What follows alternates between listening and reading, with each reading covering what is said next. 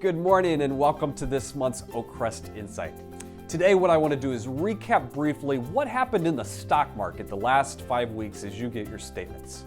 So as you know, our goal is to constantly keep you updated on why things are happening that could affect your assets good or bad in retirement.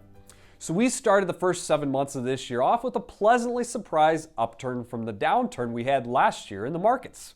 So the S&P though is down now a little over 8% from the highs given each day this year and kind of on pace for 3 straight weeks of decline. So what's driving this short-term downturn in our opinion? And Ryan, why are the markets again making headlines in the media? Well, the answer is there's 4 things, okay? Kind of 4 factors that converged at one time. First is the Fed again. Now, I feel like we pick on them and talk about them every month, but the Fed recently said they were removing a recession from their forecast. That part sounds like great news, but what they also discussed was rates being higher for a longer period of time. So, as you're seeing, this is good news for your bank accounts to get potentially higher interest for a longer period of time. But it could have an effect on individuals though, right? So the average 30-year mortgage at one point was 7.88%, which is the highest since September of 2000. The average 30-year mortgage has in essence tripled from its low of 2.6% the last few years.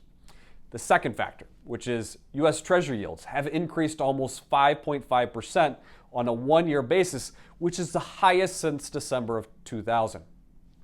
Third, oil prices, they rose suddenly as a barrel of crude oil was trading at $80 to almost $95 at one point.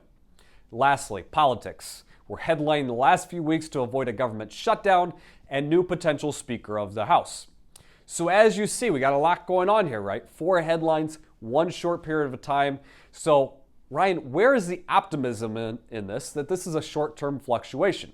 Well, here's a couple things. First, large institutions continue to buy on the short-term downswings like now, which indicate that recessionary fears may be behind us despite what the news is repeating.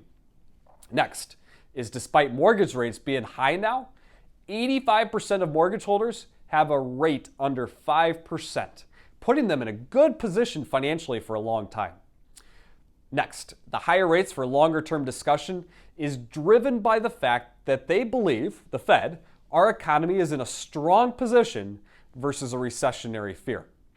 So, as you know, there's always these short-term fluctuations in the market, and our job, like today, is to keep you posted on why this is happening today.